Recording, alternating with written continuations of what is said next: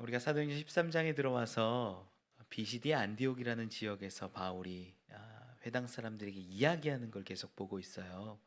이야기하는 내용들 면면들을 쭉 봤는데 내용들을 요약하면 이런 식입니다. 첫 번째 굉장히 중요한 거, 이 비시디 안디옥에 있는 회당 사람들을 위로하는 거거든요.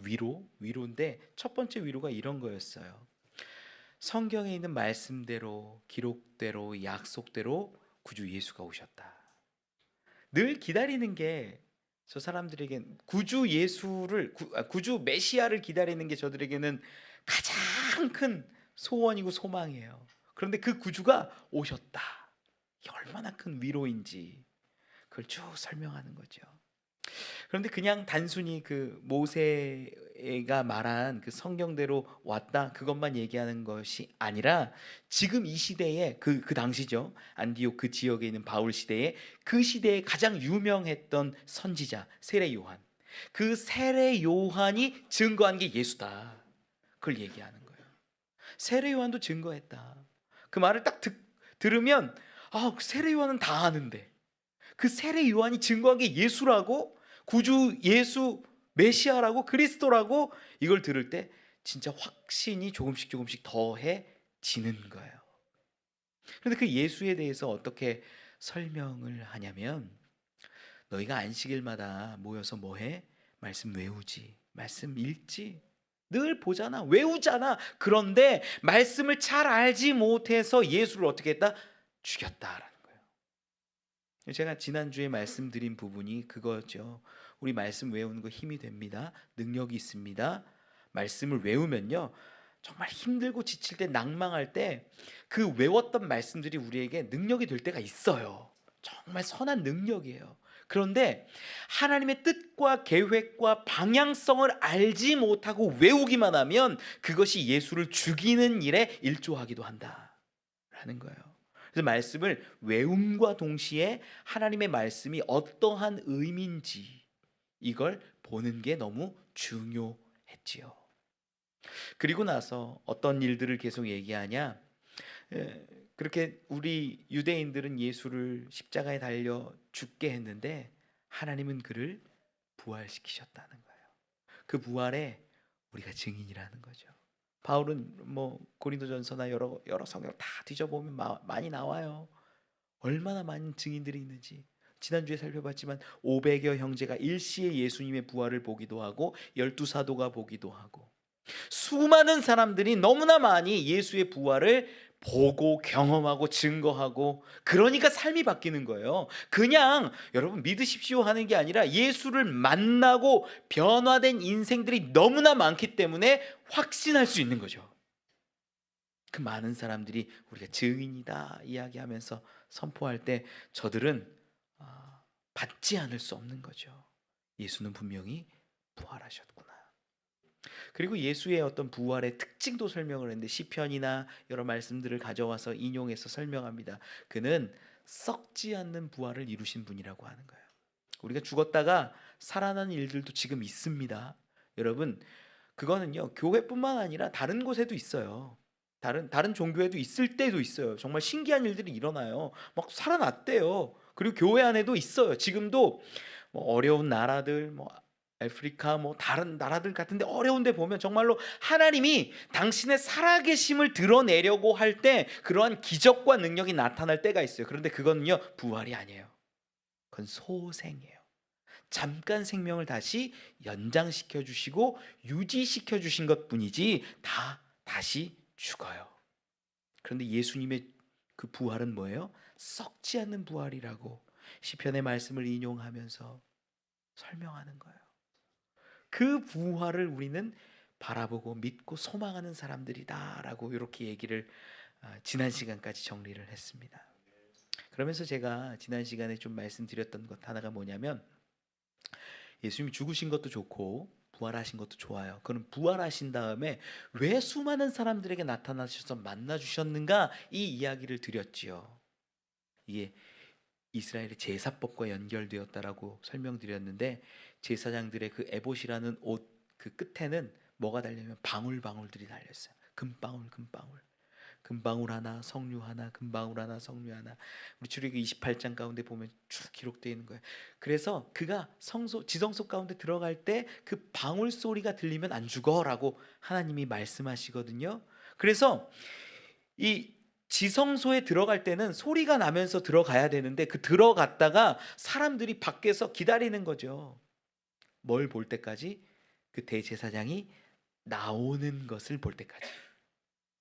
나오지 않으면 그 안에서 어떻게 된 거예요? 죽은 거예요. 하나님 그 안에 아무나 쉽게 감히 마음대로 들어오지 못하게 해요.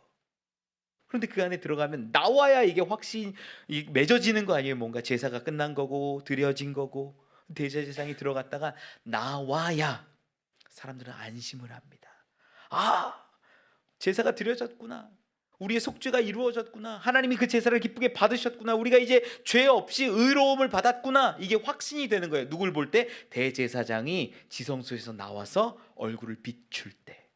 그래서 예수님의 부활은요, 십자가 대속이 완성되었음을 보여주는 이야기예요.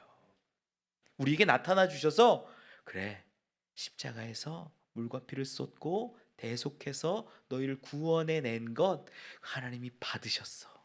하나님이 받아주셨어. 이제 너희는 더 이상 죄와 어떤 사망과 율법의 정죄함 가운데 있는 것이 아니야. 너희는 이제 자유해라는 것을 당신이 나타나셔서 보여주시는 사건이 부활에서 우리에게 보여주시는 사건이라는 거예요. 이 이야기를 지난주에 마지막으로 좀 드렸지요. 오늘 본문은요, 이 부분하고 밀접하게 연결된 부분을 좀 설명드릴 거예요. 우리 37절과 38절을 같이 한번 더 읽어보면 좋을 것 같아요. 37절, 38절입니다. 시작. 하나님께서 살리신 이는 썩음을 당하지 아니하였나니 그러므로 형제들아 너희가 알 것은 이 사람을 힘입어 죄 사함을 너희에게 전하는 이것이며. 아멘. 가장 중요한 게 뭐냐면 지금 안디옥에 있는 사람들에게 위로하는 거거든요. 위로하고 있어요. 위로하는데 위로의 내용이 38절이에요. 사실 제일 중요한 건 어떤 내용이냐면 38절에 형제들아 너희가 알 것은 이 사람을 힘입어 죄 사함을 너희에게 전하는 이것이다. 그러니까 내가 말하는 건 뭐냐면 형제들아 이 사람을 통해서 너희 죄 사함 받았어라고 말하는 거예요. 무슨 말인지 이해가 가시죠? 죄 사함을 선포하는 게 가장 기쁜 위로라는 거예요. 너희 더 이상 걱정할 필요 없어. 염려할 필요 없어. 제사 드려야 된다. 뭐 해야 된다. 노력해야 된다. 이런 거 없이 이 사람을 통하여 얻는 죄사함, 내가 너희를 위로하는 건 이거야. 설명해요. 그런데 이 죄사함을 설명함에 있어서 37절에요. 37절과 연결시켜요. 38절 맨 앞에 있는 단어가 뭐예요? 38절 맨 앞에 있는 단어가 그러므로예요. 그러므로. Therefore라는 단어가 나오죠. 그러므로. 이 그러므로라는 표현이 뭘까요? 앞에 있는 거랑 연결되는 거야. 뭐뭐뭐가 있어. 그러니까 뭐뭐뭐가 있어. 그러므로. 뭔지 이해가 가시죠? 이 앞에 있는 내용이 뭐예요? 썩지 않는 부활이 있어. 그러므로. 예수 그리스도가 썩지 않는 부활을 이루셨어. 그러므로. 죄사함을 설명하는 거예요. 아주 중요한 거죠. 왜 그러냐면요, 우리가 죄사함을 받았는데 예수 그리스도의 십자가 대속으로 인하여서 죄사함을 받는 건요 좀 일반적인 죄사함과 다르다라는 거예요. 다르다. 이게 복음이 되고 이게 놀라운 능력이 되는 건 세상 일반적인 제사법과는 좀 다르다라는 거예요. 지금 소생 얘기하지 않고 부활 얘기했어요. 썩지 않는 거예요. 37절을 우리가 다시 읽어보면 이렇게 기록해요. 37절 시작. 하나님께서 살리신 이는 썩음을 당하지 아니하였나니. 죽지 않는 부활을 얘기하는 거예요. 영원한 부활을 얘기하는 거예요. 이 영원한 부활, 썩지 않는 부활을 가지고 죄사함을 설명하는데 이 죄사함은 어떤 특징, 의미를 갖고 있냐면 썩지 않음을 그대로 갖고 있다라는 거예요. 죄사함이. 무슨 얘기냐? 우리는 그냥 부활해서 영원히 썩지 않는 그 모습으로 부활해서 우리에게 찾아오신 게 의미를 막 찾고 있는데 이게요 지금 썩지 않으신다라는 건 지금도 계신다는 거예요? 안 계신다는 거예요? 계신다는 거예요. 하늘에 계시고 우리 가운데 계시고 예수 그리스도는요 계시거든요. 그 계시다라는 것은 뭘 의미하냐면 당신께서 십자가에서 대속하고 물과 피를 쏟으시고 죽어서 우리의 모든 죄를 사하신 그 놀라운 역사가 지금도 동일하게 확증되어지고 있다라는 것을 이야기하는 거예요. 아주 중요한 얘기예요. 그냥 죽으시고 끝났구나, 부활해서 끝났구나가 아니라 그분이 썩지 않아서 영원히 계신다라는 건 당신이 증언하시는 거예요. 내가 십자가의 그 대속은 지금도 동일한, 지금도 확실한 영원한 대속 죄 사함이야. 이걸 말씀하고 계시는 거예요. 이게 놀라운 이야기예요. 여러분, 우리가 교회 와서 원래 성경을 우리가 보고 믿잖아요.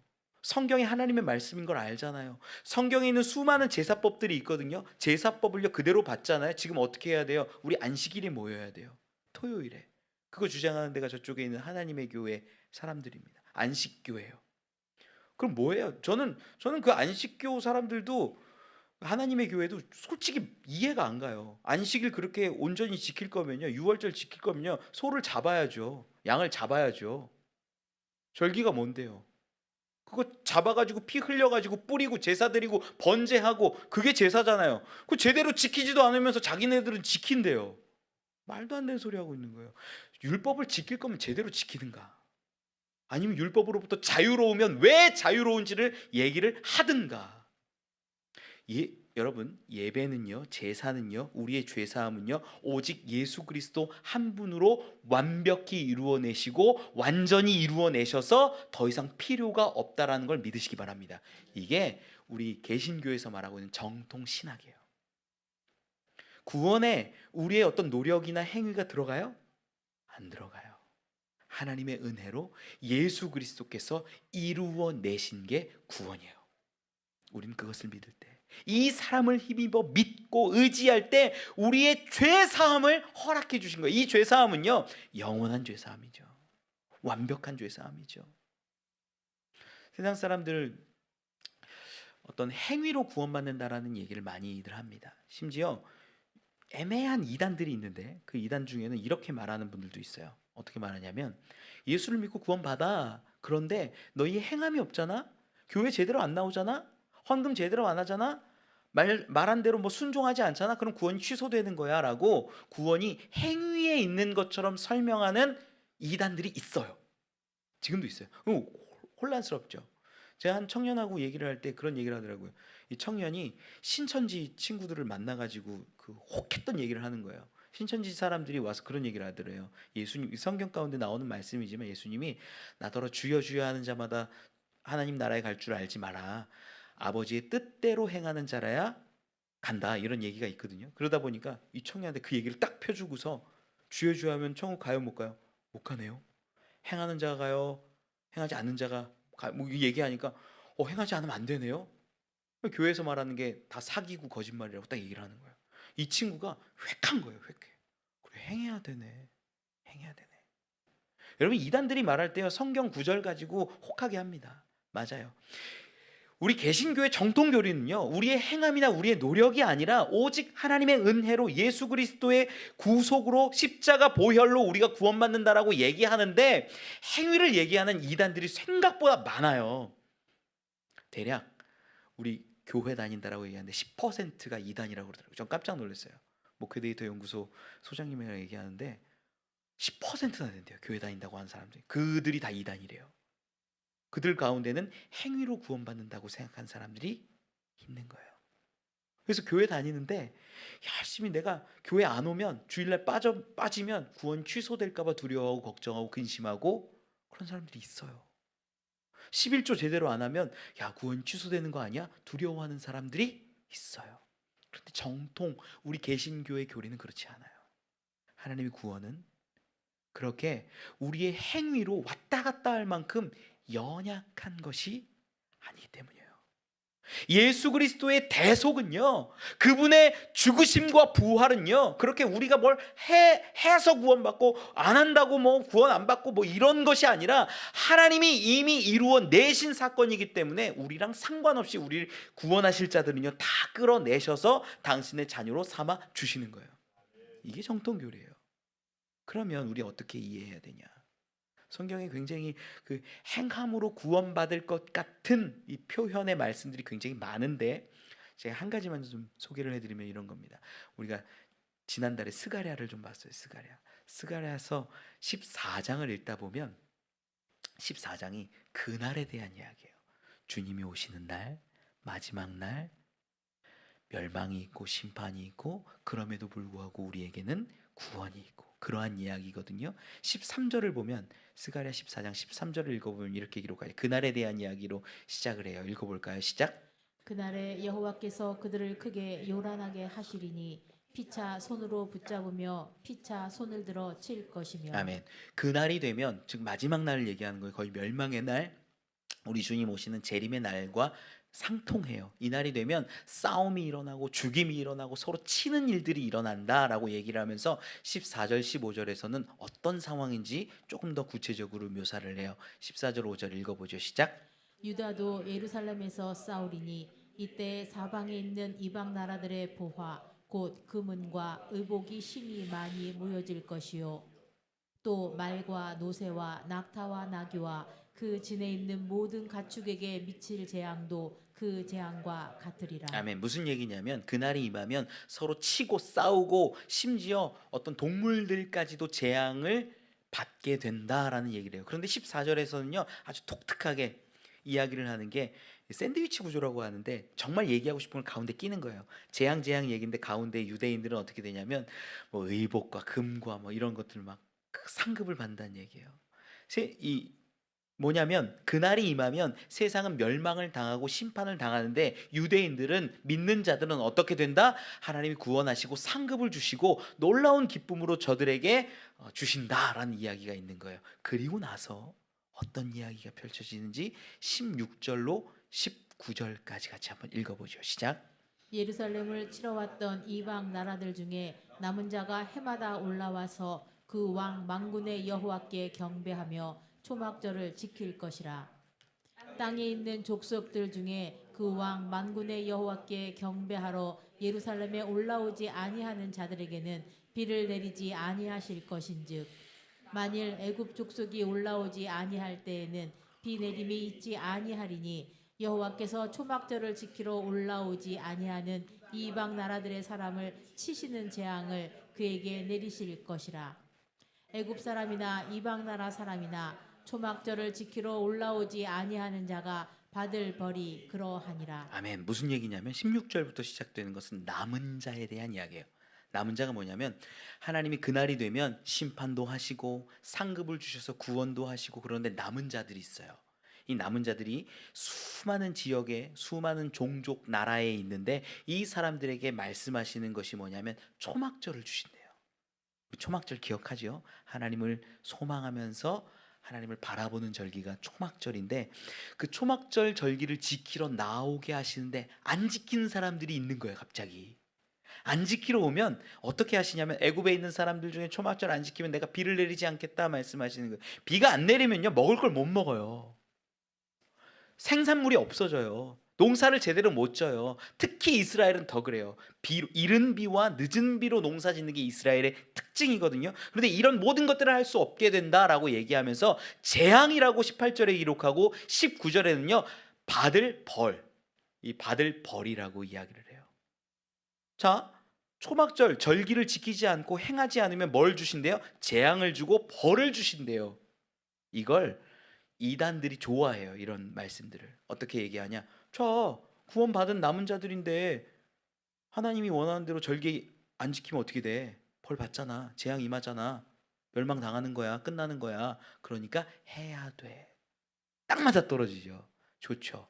그런데 받을 벌이라고 기록된 요 부분이 하타트라는 히브리어를 쓰는데 요 단어가 뭐 죄라는 표현도 됐고 죄를 달게 받는다라는 뜻도 되는데 아주 중요한 뜻이 하나가 담겨져 있어요. 하나가 더 뭐냐면 죄를 사한다라는 뜻도 있어요. 하타트가. 우리 성경을 좀 볼까요? 출애굽기 29장 36절이에요. 출애굽기 29장 36절 같이 한번 읽어보죠. 시작. 매일 수송아지 하나로 속죄하기 위하여 속죄제를 드리며. 아멘. 속죄하기 위하여 속죄제를 드리며 속죄제 이게 하타트예요. 뭐냐면 그냥 벌 받고 재앙받고 죽어간다 멸망한다라는 게 아니라 그 죄를 사하기 위한 방법이 핫하트예요. 속죄죄예요. 그래서 초막절을 안 지키고 하나님 앞에 나오지 않고 문제가 있으면 우리의 구원이 취소된다라는 얘기를 하는 게 아니라 우리가 자녀이기 때문에 징계한다라는 얘기를 하는 거예요. 문제되니까 그거 고치려고 하나님이 하는 거예요. 여러분, 내 자녀가 사고를 쳤다고 한번 생각을 해보세요. 자녀가 미성년자인데 막 술 담배를 한다고 생각해 보세요. 남의 자식이면 어떡해요? 길거리에서 술 먹고 담배 피고 있으면 무서워서 지나가죠. 우리는 무서워서 지나가셔야 돼요. 말 걸지 마십시오. 중학생들 무섭습니다. 근데 내 자녀라고 한번 생각해 보세요. 어떻게 하시겠어요? 붙잡아 와요. 붙잡아 와서 때리든 살리든 죽이든 울면서 펑펑 혼내든 어떻게 하든 그 자녀를 올바른 길로 이끌 거 아니에요. 그게 우리들 모습 아닙니까? 왜 그래요? 내 자녀니까, 사랑하니까 징계하는 거예요. 민수기 19장 17절 말씀을 좀 한번 볼까요? 19장 17절 같이 읽어보죠. 시작. 그 부정한 자를 위하여 죄를 깨끗하게 하려고. 아멘. 죄를 깨끗하게 하려는 그게 핫하트예요. 이게 우리가 스가랴 14장 19절에 보면 받을 벌이구나, 재앙이구나 이렇게 생각할 수 있는데 그 단어가 어떻게 기록되면 깨끗하게 하려고, 속죄하게 하려고, 온전하게 하려고 라는 같은 단어를 쓰고 있다는 거예요. 그럼 뭐냐 알게 되는 거예요.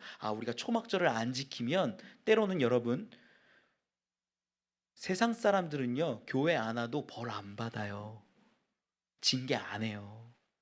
정말 그래요. 근데 하나님의 자녀는, 하나님의 백성들은 하나님이 기뻐하시는 일대로 가지 않으면 때로는 징계하실 때도 있는 거예요. 그걸 얘기하는 거예요. 그걸 이단들은 어떻게 얘기하냐? 야, 그거 초막절 안 지키고 유월절 안 지키고 뭐 안 하고 행동 안 하면 하나님이 구원을 취소하시는 거야 라고 얘기를 해요. 아니요. 여러분, 정확히 분명히 신학적으로도 한번 잡으셨으면 좋겠어요. 구원은 우리에게 있다, 예수 그리스도에게 있다? 예수 그리스도에게 있다. 구원은 나의 노력이나 열심이나 여기에 있어요? 예수의 십자가에 있어요? 예수의 십자가에 있어요. 구원은 오직. 그리고 그럼 우리 예배 드리는 건 뭡니까? 우리 헌금하는 건 뭐고? 우리 이렇게 봉사하고 열심히 내는 건 뭡니까? 구원받은 자들이기 때문에, 하나님의 자녀된 자들이기 때문에, 하나님의 신분을 받은 자들이기 때문에 그에 합당한 일을, 열매를 맺으면서 살아가는 거예요.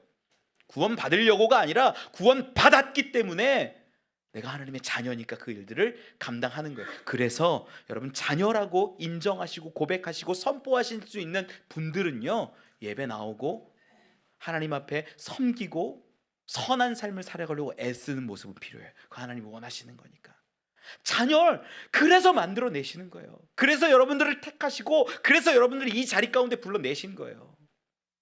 이미 구원의 일은 하나님께 다 맡기고 이제 구원받은 백성으로 감사함으로 그 하나님의 기뻐하시는 열매를 맺으며 살아가는 여러분들이 되기를 소망합니다.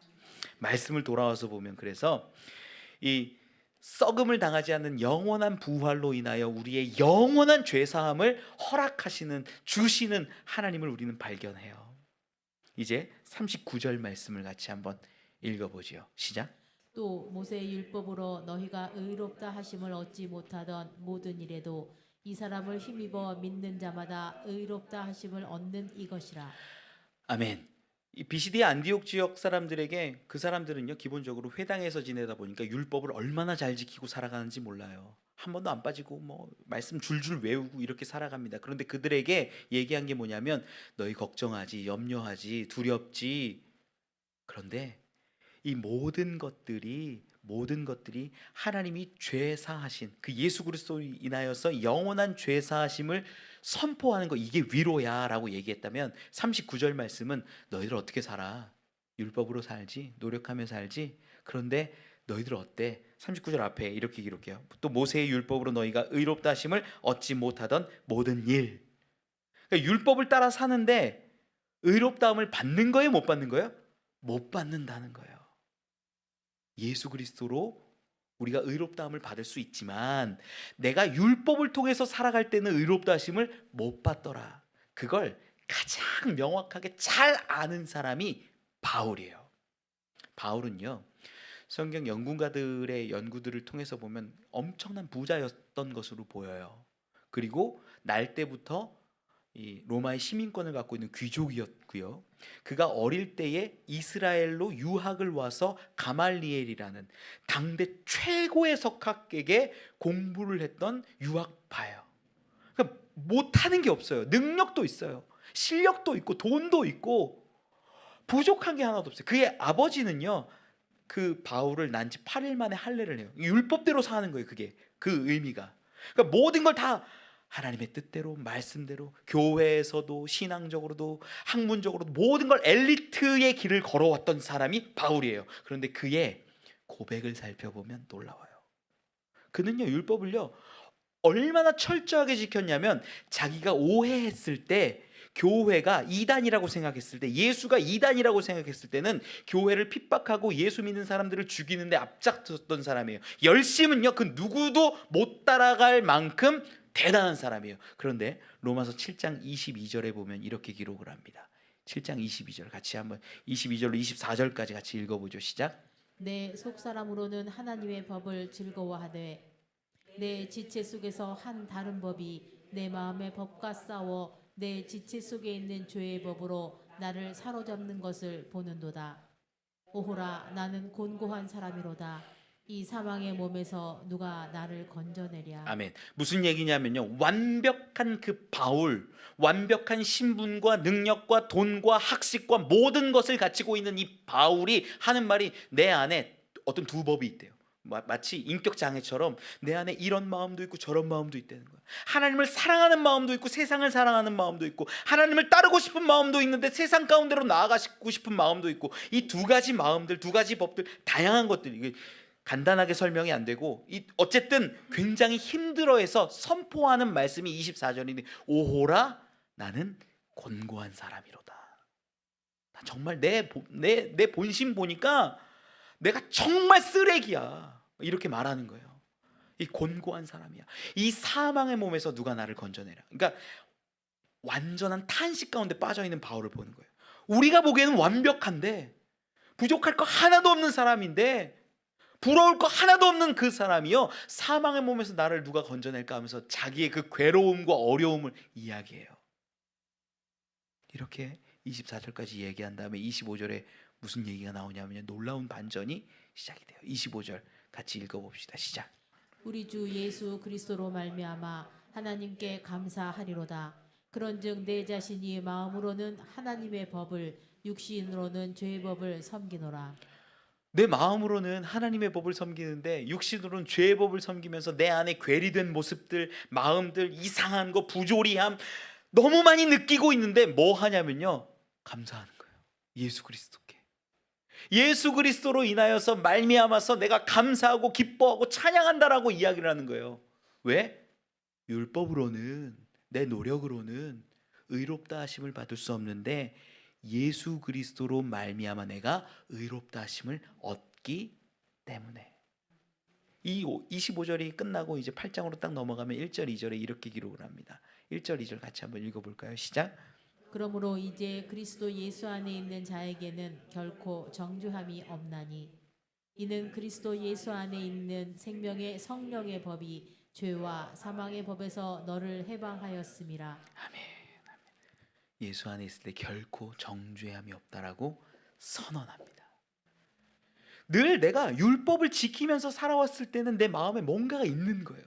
이게 안 되면 힘들고, 안 돼서 힘들고, 했는데도 내 마음 가운데 껄쩍지근함이 남아있고, 노력했는데도 뭔가 부족한 것 같고, 속일 때도 있고, 수없이 많은 율법이 내 마음을 어렵게 하고 힘들게 하는 것으로 인하여서 늘 내가 나를 정죄하고, 율법이 나를 정죄하고, 다른 사람들이 나를 정죄하고, 온전하지 않은 마음과 생각으로 살아왔어요. 그런데 예수를 알게 되니까, 그분이 나를 의롭다 하시고 나를 온전케 하신 것을 깨닫고 나니까 이제 더 이상 결코 정죄함이 없다라고 고백하고 선포할 수 있는 그가 되더라라는 거예요. 여러분, 이 놀라운 얘기죠. 이게요, BCD 안디옥에 있는 회당에 있는 사람들에게 선포되어질 때요, 이건 놀라운 기쁨, 이게 복음이에요. 이게 뭐냐면, 내가 열심히 살아보려고, 하나님 말씀대로 살아보려고 애쓰고 노력하고 하는데 실패하고 무너지고 안 됐어요. 고난 가운데 있어요. 그런데 그때 그래, 네 힘과 능력으로 하는 거 아니야. 너를 의롭다 하는 건 예수 그리스도가 십자가에 달려 피를 쏟고 죽어주심으로 너를 완전하게 영원하게 죄사하고 온전케 하는 거야. 그걸 딱 들으면요, 어마어마한 복음이 되는 거예요. 그때 그제서야 내 노력으로 할 수 없을 때 하나님이 하셨다라는 이야기가 복음이 되는 거예요. 그게 기쁜 소리, 복된 소리, 복음이에요. 다른 거 없어요. 많은 사람들은 어떠냐면 밭 사러 가야 되는데요, 결혼했는데요, 소 테스트하러 가야 되는데요, 그럼 세상 가운데로 돈을 바라보면서 가니까 복음이 복음으로 받아들여지지 않아요. 복음이 어떤 사람에게 진짜 받아들여지냐면 하나님을 바라보고 하나님 뜻대로 살아보려고 애쓰는데 안 되고 실패하고 무너진 그 사람들에게 예수 그리스도가 다 이루셨다라는 이야기가 복음이 되는 거예요. 전 여러분들이요, 때로는 정말 말씀대로 살아보려고 바등바등거리고 애써보고 노력해보고 실패도 해보고 그러다가 예수 그리스도가 이루어내시는 그 복음으로 기뻐하는 자들이 되었으면 좋겠어요. 세상 가운데 살아가면요, 이 복음이 얼마나 큰 값어치라는 것을 알지 못해요. 근데 우리를 구원하신 그 사랑은요, 더 이상 결코 정죄함이 없고 영원한 구원과 영원한 소망을 주시는 은혜예요. 이걸 바울이 증거하는 거죠. 그리고 나서 40절 41절에 보면 이렇게 기록을 합니다. 40절 41절 좀 읽어볼까요? 시작. 그런즉 너희는 선지자들을 통하여 말씀하신 것이 너희에게 미칠까 삼가라. 일러스되 보라, 멸시하는 사람들아, 너희는 놀라고 멸망하라. 내가 너희 때를 당하여 한 일을 행할 것이니 사람이 너희에게 일러 줄지라도 도무지 믿지 못할 일이라 하였느니라 하니라. 아멘. 이게 이제 복음을 완벽하게 전한 다음에 너희 네 뜻대로 안 되지, 율법으로 의롭다 할 수 없는데, 우리가 이루어낼 수 없는데 그 예수를 믿을 때 우리가 의롭다함을 얻고 온전해지고 죄사함을 받고 생명을 얻거든. 이제 너희들 한번 생각해봐. 잘 삼가야 돼. 잘 들어봐 라고 얘기하면서 어떤 선지자의 말씀을 인용해서 41절에 풀어낸 거예요. 이 41절 말씀이요, 하박국 1장 5절의 말씀이에요. 하박국 1장 5절의 말씀은 하박국 시대를 간단하게 설명하면 이런 겁니다. 남유다가 멸망할 때가 됐어요. 이 바벨론이 쳐들어오는 그 일촉즉발의 상황이고 정말 아무것도 할 수 없는 그런 상황 가운데서 하나님, 우리 어떡합니까? 근데 남유다가요, 얼마나 부패했냐면 사람들 간에 잘못된 것들도 많았고 하나님을 사랑하고 하나님을 예배한다라고 말하면서 우상을 섬기는 일 비일비재했고 멸망할 수밖에 없는 그러한 상황이었어요. 그런데 그런 가운데 하박국하고 얘기하시는 얘기가 이런 거예요. 내가 바벨론을 들어서 이스라엘을 징계할 거야. 완전한 멸망이 아니에요. 징계하셔서 돌이키게 하기를 원하시는 거죠. 하박국이 깜짝 놀래요. 하나님, 바벨론을 쓰신다고요? 바벨론 정말 나쁜 나라예요. 정말 나쁜 사람들이에요. 어떻게 그들을 통해서 우리를 어렵게 하신다고 합니까? 하나님이 근데 그때 또 말씀하세요. 바벨론도 내가 멸망시켜. 그리고 내 나라를 너에게 줄 거야. 너에게 허락할 거야. 주께서 세우시는 나라. 이게 이제 하박국 3장에 가서 나오면은 하박국의 기도, 하박국의 노래라고 얘기하는 그 부분들이 쭉 나오면서 막 주께서 세우실 그 나라, 물 위에 서시고 모든 나라 가운데 통치하신 그 나라에 대한 환상과 소망들이 쭉 나와요. 그리고 맨 마지막에 우리가 제일 잘 아는 거 있잖아요. 뭐 그 밭에 소출이 오고 외양간에 소해지가 오고 그 노래 있잖아요. 그 노래하면서 여호와로 인하여, 하나님의 구원으로 인하여 기뻐하고 감사한다는 하박국의 노래가 맺어지는 거예요. 무슨 얘기를 하고 있냐면 유다 사람들에게 얘기하는 거예요. 하나님이 수많은 일들을 하셔. 때로는 징계하시고 때로는 모든 나라 가운데 역사하시고 우리를 돌보시는 그 하나님이야. 그런데 그 하나님께서 언젠가는 우리를 구원해내시고 우리를 살려내시고 하나님 당신의 나라로 우리를 이끌어내시는 거야. 너희 들을 거야 안 들을 거야? 이 얘기를 하박국이 하는 거야. 그게 1장 5절에 기록된 거예요. 그걸 가지고 와서 바울이 똑같이 비시디아 안디옥에 있는 회당 사람들에게 선포하는 거예요. 너희 들을 거야 안 들을 거야? 너희 말을 들을 거야 안 들을 거야? 수많은 선지자들이 이야기했지만 선포하고 가르치고 알려줬는데 사람들이 믿지 않았어. 돌이키지 않았어. 하나님의 말씀을 온전히 듣지 않았어. 그래서 멸망당하고 어려워졌지 않냐? 너희 들을 거야 안 들을 거야? 그 얘기하는 거야. 사람들은 어떻게 될까요? 들을 수밖에 없죠. 수많은 이야기로 지금 예수를 증거했습니다. 말씀대로 약속대로 오신 예수 그리스도, 세례 요한을 통하여서 확증되신 예수 그리스도. 그 예수 그리스도는 어떤 분입니까? 유대인들이 말씀을 외우지만 알지 못하여 죽였던 예수 그리스도 아닙니까? 그런데 그분을 하나님께서 살리실 때는 썩지 아니할 것으로 완벽하게 온전하게 영원히 살려내셨다라는 거예요. 그 영원한 예수 그리스도로 인하여서 우리가 죄사함을 받는 그 죄사함은 영원한 죄사함이에요. 이걸 이야기하고 있는 거예요. 너희 어떻게 하겠느냐? 율법으로 우리가 의로움을 받을 수 없지만 그 예수 그리스도로 인하여서 그분을 힘입어서 받는 의로움은, 죄사함은 영원하고 완벽한 거야. 선포하는 거예요. 너희 어떻게 할 거야? 얘기하는 거예요. 그랬더니 사람들의 반응이 42절 나옵니다. 42절과 43절 읽어보죠. 시작. 그들이 나갈새 사람들이 청하되 다음 안식일에도 이 말씀을 하라 하더라. 회당의 모임이 끝난 후에 유대인과 유대교에 입교한 경건한 사람들이 많이 바울과 바나바를 따르니 두 사도가 더불어 말하고 항상 하나님의 은혜 가운데 있으라 권하니라. 아멘, 아멘. 42절에 기록하죠. 그들이 나갈새 사람들이 청하되 다음 안식일에도 이 말씀을 하라. 그러니까 바울과 바나바에게 하는 얘기예요. 다음에도 이 말씀 해줘. 똑같은 말씀 해줘. 왜 이 말씀이 또 듣고 싶으냐면요, 여러분, 설교는요 들은 거 또 듣고 또 듣고 또 들어도 은혜가 돼요. 왜 그러냐면 나에게 위로가 될 때, 이 사람들에게는 이게 위로가 되거든요. 왜 위로가 되는지 한번 생각해 보세요. 말씀이 말씀대로 하신, 약속하신 모든 것들이 예수로, 구주로 성취되니까 이게 위로가 되는 거예요. 세례 요한이 증거했기에 위로가 되는 거예요. 확실해지는 거예요.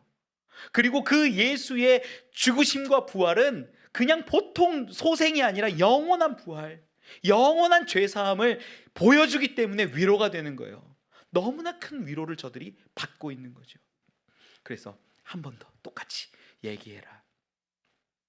그리고 나서 바울과 바나바가 그 사람들에게 쭉 이야기하면서 43절에 굉장히 중요한 얘기를 하는데, 끝에 보면 중간 이후부터 얘기할게요. 43절. 두 사도가 더불어 말하고 항상 하나님의 은혜 가운데 있으라 권하니라. 이렇게 말합니다. 이 권했다라는 에페이돈이라는 단어를 쓰는데 이게 미완료형이거든요. 그러니까 권했다라는 거예요. 자기들이 여기 있는 동안 계속 얘기했을 가능성이 굉장히 큰 거죠. 그런데 뭐 안에 거하래요? 은혜 안에 거하래요. 은혜 안에. 항상 하나님의 은혜 가운데 있으라 이렇게 말하는 거예요. 은혜가 뭘까요? 은혜가. 은혜함. 교회에서 제일 많이 쓰는 말이 은혜입니다. 우리 뭐 이렇게 뭐 문제가 있다 그러면 은혜로 해 얘기하죠. 목사님들이 제일 많이 얘기하잖아요. 은혜로 하십시오. 은혜로. 제가 교회에서 뭐 성도들하고도 그렇고 뭐 지방에서 뭐 다른 목사님들하고도 하고 일하고 뭐 할 때 불합리한 거를 제가 잘 못 봐요. 아직 너무 강해가지고 꼬장꼬장한 면이 있어가지고 마음 가운데 불편함이 있으면 왜 그렇게 해야 됩니까, 목사님? 왜 그렇게 해야 됩니까? 막 따지고 싶고 여기까지 올라오는 말을 요즘엔 좀 말을 덜 해요. 막 이게 막 올라오는 거예요. 막 도대체 왜 그렇습니까? 여러분 성도들 간에 그런 일 있어요, 없어요? 있잖아요. 집사님들끼리 권사님, 집사님, 장로님 뭐 이런 거 얘기하면서 왜 쟤는 그래? 왜 쟤는 이래? 왜 얘는 이렇게 일을 안 하고 왜 쟤는 저렇게 이렇게 안 하고 요 일은 이렇게 해야 되는 거 아니야? 생각이 들 때가 있어요. 그럼 목사님들이 주로 얘기하면 은혜 가운데 하세요. 은혜로 한다라는 게 뭘까 한번 생각해 보세요. 저는 어떻게 받아들였냐면요, 네가 참어 이렇게 받아들였어요. 저는. 여러분들은 어떤지 모르겠어요. 은혜로 하세요. 이게 저는요, 네가 참어 이렇게 들려요. 그래서 그게 싫은 거예요. 은혜로 하라는 말이. 아닌 건 아닌 거지. 왜 그렇습니까? 싸울 건 싸워야지. 말씀대로 할 건 해야지. 원리대로 할 건 해야지. 왜 그렇습니까? 참는다고 다 됩니까? 좋은 게 좋은 거지. 은혜는 그렇게 들리는 거예요. 저는. 제가. 여러분은 어떠세요? 은혜로 하라고 그러면 여러분도 그렇게 들리세요? 참아라. 좋은 게 좋은 거니까 버텨라. 이렇게 들려요? 근데 오늘 본문에 있는 은혜가 카리스거든요. 이 은혜 카리스 앞에 관사가 붙어 있어요. 그 은혜예요. 그 은혜 뭘까? 그 은혜가 뭘까? 그 은혜 가운데 있으라고 권면하는 거예요. 권면하고 또 권면하고 또 권면하는 게 그 은혜 가운데 있으라고 얘기를 하는 거예요. 뭘까? 뭘까? 디도서 2장 11절 한 절만 볼게요. 14절까지 보려다가 1절만 볼게요. 11절 같이 읽어보죠. 시작. 모든 사람에게 구원을 주시는 하나님의 은혜가 나타나 아멘. 하나님의 은혜가 나타날 수 있어요, 없어요? 나타날 수 있어요. 12절로 14절까지는 여러분들 집에 가서 읽어보세요. 예수 그리스도를 의미하는 거예요. 우리 가운데 은혜가 나타나요. 은혜가 함께 하시고 은혜가 나타나는 그게 누굴까요? 예수 그리스도를 얘기하는 거예요. 우리에게 은혜는 많아요. 비를 주시는 것도 은혜고요. 나에게 건강 주시는 것도 은혜고요. 내가 호흡하는 것도 은혜고요. 내 자녀도 은혜고 나를 속상하게 하는 사람도 은혜고 다 은혜인데 그 수많은 은혜들이 있지만 은혜 중에 은혜 하나를 얘기하자면 그 은혜 바로 예수 그리스도예요. 예수 그리스도가 우리에게 은혜인데 그 은혜 가운데 거하라, 은혜 가운데 있으라라고 바울은 얘기하는 거예요. 다른 거 아니에요. 참아라? 아니야, 그거 아니에요. 그걸 적용하면 그렇게 될 수도 있겠죠. 좋은 게 좋은 거야? 적용하면 그렇게 될 수도 있겠죠. 그런데 실제 의미는 그게 아니고 그 은혜 가운데 있으라는 얘기는 예수 그리스도 안에 거하라라고 얘기를 하는 거예요. 왜 이게 중요할까요? 바울은요, 선교하는데 얼마 못해요. 며칠 못하기도 해요. 몇 번 못하고 뭐 한 달도 안 걸리기도 하고 막 쫓겨나가기도 하고 도망가기도 하고 뭐 이렇게 피신하면서 복음을 계속 전해요. 그런데 진짜 복음의 진리를 딱 선포한 다음에 딱 한 가지만 얘기하는 거예요. 은혜 가운데 예수 가운데 머물러 있어라. 여러분, 지금 한국교회도요, 현대교회도 아픔이나 문제나 어려움이나 슬픔이나 고난이나 환난 다 있습니다. 기근도 있고요, 성도 간의 죽음도 있고요, 아픔도 있고요, 눈물도 있고요. 우리가 이겨낼 수 없는 그 슬픔들은 너무나 많아요. 그런데 이 모든 문제를요 하나하나 개별적으로 맞춤해서 하나님이 해결해 주시면 얼마나 좋겠습니까? 그런데 그게 잘 안 되거든요. 특히 교회 안에서 목회자는 못하거든요. 한 가지 권면하고 떠나는 거예요. 바울이 딱 하나만 권면하고 떠나는 거예요. 그게 뭐예요? 그 은혜 예수 안에 있어라 라고 말하는 거예요. 왜? 모든 문제보다 예수 안에 있을 때 그 문제보다 크신 놀라운 하나님의 일하심을 경험할 터이기 때문에 예수 그리스도를 우리가 바라보면요, 내가 이 재정의 문제, 자녀의 문제, 건강의 문제, 물질의 문제, 이런 문제들이 아무 문제가 안 되더라라는 것을 얘기하고 싶은 거예요. 모든 문제 해결이 저는 예수 그리스도라고 믿어요. 모든 문제의 해결은 예수 그리스도로 인하여서 이루어진다라고 믿어요. 이것만 얘기하는 거예요. 바울은 정말 다른 거 다 얘기할 수 있겠죠. 얘기하면 좋겠죠. 그런데 그렇게 얘기하지 못하고 떠나갈 때 딱 한 가지만 얘기하는 거예요. 은혜 안에 거해라. 예수 안에 거해라. 물질이 없습니다. 재정 때문에 정말 어려워서 종으로 팔려가기 일보 직전입니다. 집이 팔려가기 일보 직전입니다. 예수 안에 거해라. 이 말밖에 할 수가 없는 거예요. 죽을 것 같습니다. 질병 때문에 정말 죽기 일보 직전입니다. 예수 안에 거해라. 그 말밖에 할 게 없는 거예요. 왜? 예수 안에 영원한 부활이 있고 하나님 나라가 있고 소망이 있기 때문에 그걸 권면할 수밖에 없는 거예요. 다니엘 기도회를 하는데 다니엘 기도회 강사님들 제목들을 제가 다 봤거든요. 근데 제목 내용들이 다 고난이라는 표현이 제일 많이 나오더라고요. 고난. 예수를 믿고 구원받은 백성이 딱 하나 잡아야 될 게 뭐냐면요, 예수 안에 있으면, 그 은혜 안에 있으면 그 수많은 고난들이 고난이 아닌 것이 됩니다. 전 여러분들께 이 놀라운 진리를 좀 말씀드리고 싶은 거예요. 제가 여러분들과 끝까지 죽을 때까지 함께하면서 여러분들의 문제와 아픔과 어려움들을 다 돌보아드리고 이야기해주고 권면해주고 같이 기도해주면 너무나 좋겠죠. 그런데 저도 어떻게 될지 몰라요. 바울처럼 어떻게 떠나갈지, 어떻게 하나님이 부르실지 알 수 없습니다. 그런데 제가 정말 여러분들께 한 가지만 말씀드리고 싶으면요, 예수 안에, 그 은혜 안에 거하셔서 모든 문제를 이겨내는 분이 되시라는 거예요. 바울은 그 말 한 거예요. 그 말. 예수 안에 있으라. 말씀을 맺습니다. 여러분, 교회가, 목사가 이 설교 자리에서 성도들을 위로하는 게 뭐가 있을까요? 잘 될 겁니다. 괜찮습니다. 함께 해주는 것 다 위로될 거예요.